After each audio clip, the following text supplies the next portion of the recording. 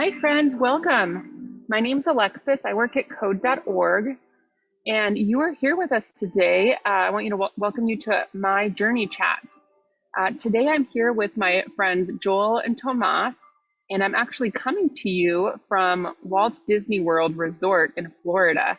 And the reason why my friend Eric is here is just in case my connection drops, because I am in a place where the connection is not great. Eric is going to jump in and help us out here, but hopefully that won't happen. So to start off today, we're going to be hearing from our friends over at the LA County Museum of Art, Joel and Tomas. Before we get into our discussion, I want to open it up with a fun question, and I want you to answer the question and then tell us what you do at LACMA and how your work helps our community, because you both have awesome jobs.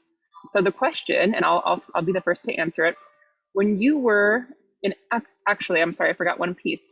We have students and teachers joining us from all over the world, primarily in the United States. Please type in your questions in the chat throughout today's discussion and let us know whose class you're in, your teacher's name, and what your question is. And we will get to as many of those questions as we can, and let us know where you're coming from. So with that, we're going to start off with the question. When you were in elementary school, what was your most prized stuffy or item? So when I was, for my first birthday, I actually got a little teddy bear that was my favorite stuffed animal, and I just called him Teddy. And I have two little boys who are 7 and 4, and they have little stuffed dogs that they sleep with and they love. So I just want to hear what was your most prized possession at that age, whether it was when you were in kindergarten or 4th or 5th grade. So let's go ahead and start with Tomas, and then you can tell us about what you do. All right, well, that's an easy one. My favorite stuffed animal when I was a kid was a rabbit named Henry. And my grandma gave to me probably around the time I was 6 years old, and he is still residing in my parents' house. He made it all the way through our childhood on many family trips and many long journeys. Every time I'm over there, my dog does try and find him with the intention of destroying him, but so far it's been unsuccessful, so Henry continues to live. And just to introduce myself, my name is Tomas Garcia. I am the Assistant Vice President of Technology and Digital at LACMA, which essentially means I oversee all of the technology and digital things that happen in the museum, happen online around the museum, and get to work with a lot of really cool people like Joel. Thanks, Tomas. So yeah, my name is Joel Faree, and I am the program director of the Art and Technology Lab at the LA County Museum of Art. And let's see, let me start with my stuffed animal question. So I had a stuffed animal dog. I left when I was really little. I think I had a teddy bear, and I was on a trip with my parents, and we left the teddy bear in a motel room. And I think as I remember it was in Colorado. And by the time I remembered that I forgot my stuffed animal, we were in Kansas. And so it was kind of out of the question, going back to get it. So I got a new stuffed animal while I was on the road, and it was like a stuffed dog. And I named him Ruff Ruff. And, I think my sister actually still has Ruff Ruff. But anyway, it was like Ruff Ruff became my constant companion after that. So what do? I run the Art and Technology Lab program at LACMA. And what that is, it's a grant program. So we provide grants to artists that are working in technology in some way, that are bringing technology into their artwork. So we help them produce their work, and we also give them a grant of up to $50,000. That's great. Thank you both so much. And as a parent, I know what that's like when you have a child losing a stuffy and having to go back and retrace your steps. And yes, going a whole nother state is usually out of the question. So I want to go back to Tomas. I want you to tell us a little bit more about the work at LACMA and some of the projects you all are working on. So if any of us happen to be in the Los Angeles area and want to visit, what are some of the things we might be seeing? Absolutely. So you should be able to see on my screen a picture of LACMA. This is probably the most Yes. recognizable picture of LACMA around. Very popular on Instagram and in media, on television shows and movies. This is an artwork we have at LACMA called Urban Light, right in front of the museum. So if you've ever driven past these lights, you've seen LACMA. If you've ever been to these lights, you've been to LACMA. But LACMA is a large museum in Los Angeles, the largest encyclopedic museum on the western half of the United States. And what that means is that we collect and exhibit a lot of different styles of art. So while something like this is maybe our most famous, we also have really great collections of ancient American art. We have exhibitions that come through about movies and films. We had an exhibition during the World Cup around soccer. We have Japanese art, some samurai, excuse me, from a recent exhibition, Chinese art, art on fashion and clothing. This one is also a very recognizable piece. This is the Rain Room, which we had a few years back. Many of you may have seen that, in which it rained in a room, and wherever you were standing, the rain stopped. And then right now, we're very excited to have the Obama portrait tour in town. Many of you may recognize these images of former President Barack Obama and former First Lady Michelle Obama, and they are at the museum right now. So if you're in the Los Angeles area, I definitely recommend coming by. They're really amazing portraits, and we have a exhibition on view as well called Black American Portraits that showcases a wide variety of portraiture of Black Americans over the past 3 centuries. So it's a really exciting place to work.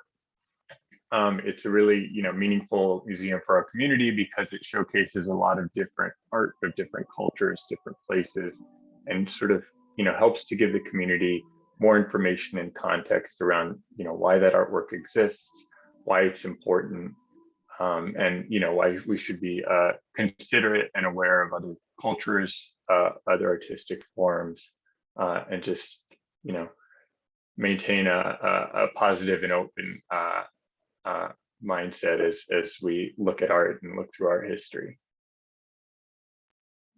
Thanks so much, Tomas. So Joel, given that we're talking to students who are tuning in, at code.org, we obviously have an interest in technology. But what I really like about your job is that it's the visual art and technology. Can you talk a little bit more about how that works? If you're interested in art, but you're also interested in tech, tell us more about that. Sure. So we work with a wide range of artists. We work with some artists that come into our program with some pretty sophisticated technological skills. And we also work with artists that don't. Sometimes, the artists that we'll work with will come in and they'll have a sort of creative problem that they're looking to solve by producing an artwork. And they know that they want to use technology to create it or to solve that problem, but they don't know how. But luckily, we have an advisory board from a number of technology companies, as well as from universities and independent artists who are able to help our grant recipients come up with a technological solution. Whether it's implementing robotics, whether it's scripting something in Java or Python, or one of the many languages. Sometimes it's a very unexpected solution. We've done like very sophisticated 3D modeling of LACMA's antipode, which is the place on the exact opposite side of the earth from where you're standing. And we're working with an artist to help image this, or to imagine what LACMA's antipode looked like. And we did all this 3D modeling and what have you. But in the end, when it came to producing the physical sculpture of the antipode, we ended up just hiring a sculptor who could work in marble. And, so it was a very analog solution, but it had a very sophisticated technological means of getting there. And that's I feel like working with art and technology. You're really trying to stay within the marriage of those two and stay true to the creative impulse, while still, leveraging all of the power that technology can provide you as an artist. Thank you so much, Joel. We've started getting a couple of questions in the chat. So again, as a reminder to our teacher friends who are tuning in with their classes, feel free to put questions in the chat, what grade your students are in and what the question is. But before we get to those, I would love to ask, because we're talking about your work, but we also know you're both creative individuals and have different passions outside of technology and art. Can you talk to us a little bit about what you like to do outside of work? And I'll start with Tomas. Sure. Yeah, outside of work, let's see, I really have, I'd say, three main passions. One of them is just creating things and tinkering things and learning new things. Recently, I've been working on, I learned how to program some video games, and here's a simple video game project I was working on in which Santa Claus is trying to compete with a reindeer to collect the most cookies, which ties in one of my other big passions, which is Christmas. I really like Christmas. Another project I worked on recently is digital rendering. This is a digital rendering I made recently of a space with neon sign and my dad in it, and which ties in one of my other passions, which is neon. This is a neon sign I made recently of an astronaut, obviously. And if you look closely, you can see his visor is sort of mirrored so that when you look at the sign, you see yourself in the face mask to remind yourself that, anything you really want to do, you can achieve if you put in the effort. And then last but not least, which I may have mentioned already, is my dog is definitely a big passion of mine in my free time. We do a lot of things together. So, I think a mixture of digital and non-digital and all sorts of all over the map when it comes to my personal life. But those are definitely the things that keep me busy when I'm not at work. That's great. Thanks so much, Tomas.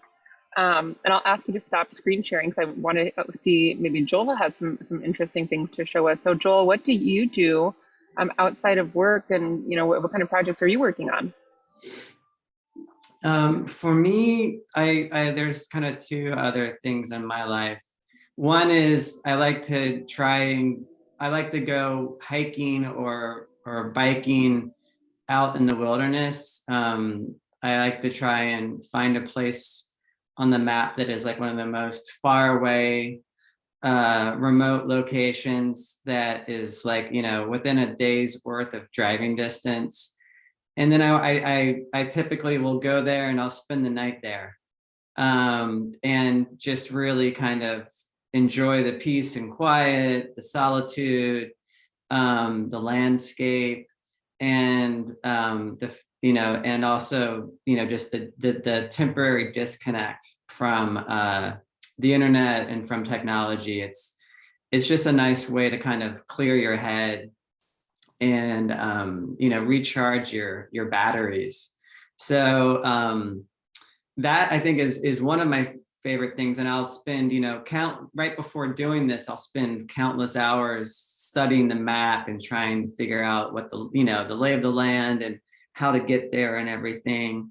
How much water you have to bring, how much food you have to bring. All of that planning is part of the fun. So that's a passion.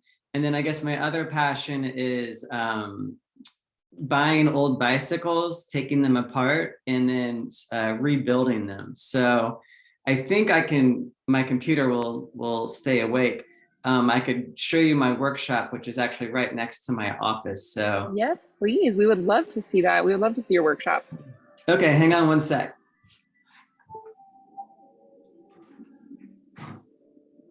This is so fun. I can't wait.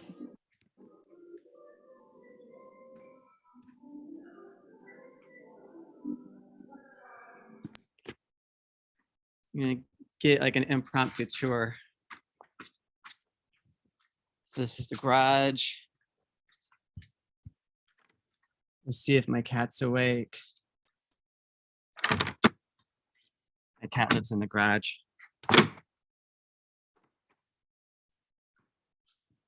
All right, so. Ooh, it's dark. Is it spooky? Oh, that's so fun. So you can What do kind we of have see here? Yeah, so this is my current project. This is an old mountain bike that I kind of hacked apart and took some different bike parts and put on it. Kind of like the, I have a big bin of parts, of random bike parts that I keep over here. That I'm not sure if you can see it, but I actually just sorted it out. It doesn't look very tidy, but actually that's very organized for me. But generally I like to take them apart. I'll spend hours just trying new solutions to see if I can get certain bike parts to work that normally shouldn't work together. And when it does work, it's really gratifying because you can end up with like a really cool bike that, no one else has. So, and that's kind of also building bikes. It's so much learning by doing and trial and error that it's, when you get to a point where you have a really cool bike, it's a lot of fun. And then you can put some bags on it and go ride out into the wilderness. So. Wow, that is so cool. Thank you for sharing your workshop and your passion, both of you. So in the 10 minutes we have left, I really want to hear from our students. And one of the questions here is from, I don't know if this is Chambers' last name or if the teacher's name, but a fifth grade class. The fifth grade class is asking, which has been your most difficult piece to create? So I will leave it up to you to answer. What's been the most difficult thing that you yourself have created, or what has been one of the most difficult pieces that LACMA artists have created? Maybe something that's kind of way out there and just a very time consuming or tough. So I'll let each of you choose which one to answer, but let's start with Tomas. Sure. We've got a lot of difficult projects. Let's see. I'll start with some exciting ones that I think are relevant to the conversation today. We recently did a partnership with Snapchat, which is an app many of you may know and use, in which we created augmented reality monuments around Los Angeles. And so you can see here, this is sort of what it looked like if you were at the park. And through your phone screen, you would see all these different augmented reality pieces that the artist Ruben Ochoa came up with to display in the park. And this is MacArthur Park in downtown Los Angeles as a honor to the people who sell food in stands in the park, vendors, and so it was a really cool project, but really, on the cutting edge of technology. At the same time, we did one that showcased the story of Ada Pinkston, an African-American woman from early LA history who was a significant landowner and a significant role in Los Angeles's history, who had been sort of forgotten from some of the LA histories. And we really wanted to showcase her story, and there's audio playing of her voice. And when you go to the park, you can experience her through an augmented reality experience. So those are really difficult. There's a lot of other difficult projects that have happened, but these ones are really cool because they sort of told stories that you might not otherwise think of when you think of monuments. So it was a really exciting project, but I know Joel has a lot of crazy and difficult projects. I definitely want to leave some time for him to share those. Sure, thanks, Tomas. Yeah, that Snapchat collaboration was super cool. And I think that the Ada Pinkston one is one of my favorites of that series that y'all did. So very cool. For the art and tech program, we really try and work with the artists to realize what their vision is And that vision, it's constantly changing. And so we worked with an artist named Tavares Strachan who came into our program, and he was really interested in launching these small sort of glass model rockets, kind of like what you get in a hobby store or something. But they were really beautiful. He was making them out of glass, and he was making the glass from, he's from the Bahamas. And so he made the glass out of sand that came from the Bahamas. There are these beautiful little model rockets that he was launching. And in our program, we introduced him to the one of the directors of SpaceX, the rocket company, and they got into a conversation. And before we knew it, we were going to be launching a satellite into space, a satellite that contained an artwork. And all of a sudden, I was at one point just thinking, okay, yeah, we'll, maybe launch some model rockets and, try and see if we can have an exhibition or something. And now at this point, we're actually trying to figure out how to get an artwork into space. So that was a very steep learning curve, but we were able to, there was a lot of many conversations that we had to have. It was a lot of work.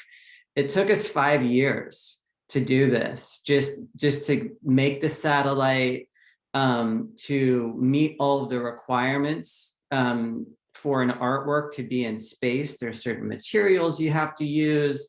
There's certain testing you have to go through. You have to talk to all these different government agencies and, confirm with them that what you're doing isn't going to hurt everything else that's floating around in space. But actually, it's going to be in, I think, our 3-year anniversary of launching our Enoch sculpture, and that's the name of the artwork. Our 3-year anniversary is coming up in this early December. So, and this satellite that we launched, it's about the size of a shoebox, and it's orbiting Earth like as we speak. And I can go online, and anyone can go online, and if you Google like a satellite tracker, if you just Google like satellite tracker, and then you type in LACMA Enoch, our satellite will show up, and it will tell you where it is, over the Earth at this current moment. So that's a really gratifying project that was really fraught with pitfalls, but we were able to push through and realize it. So that is so cool. Kids, make sure you ask your teachers at some point, maybe after the Thanksgiving holidays, to please show you the satellite tracker. That is such a fun and interesting thing. I didn't even know that existed. So it could be a lesson plan out of that probably. There was a question in here asking from Miss Woodward's class in Connecticut. The students would like to know where Alexis is. Are you sitting in a museum? I am not. I was mentioning at the start, so I know some folks jumped on late. I am actually at the most magical place on earth. I am at Walt Disney World right now, and I am sitting in a hotel kind of lobby area, and I'll just show you really quick. And it's obviously the holidays, so they're decorating it with Christmas trees, and yeah, it's a fun little space. So that's where I'm at. And thanks for asking. So let's see the next question. There are a lot of them here. Let's see here. So Victoria is actually at home, and Victoria would like to know, what was your favorite subject when you were a kid? Joel, let's start with you. All right, that's a good question. All right, I'm going to admit it. My favorite subject, actually, well, it's just kind of obvious now, but it was art. But I wasn't an artist. That was, the tricky thing, is that I may have had like a lot of creative ideas, but I couldn't draw. I wasn't very good with sculpture. And when I was in lower school, I really struggled with art class. I could do things that involved like collages and stuff like that, but I just didn't, my hands weren't good enough for me to draw. And so that kind of held me back for a long time. until middle school when I took my first photography class and I got my hands on a camera. And I guess that was the first time that I realized that, when you start working with technology, it can really help people who are creative, who may not be able to come up with a sort of analog solution or, a pencil and paper kind of solution, but maybe doing something on a computer can really help.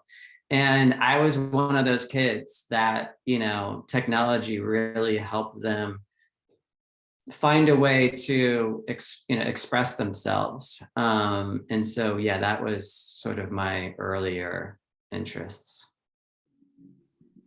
Thanks, Joel.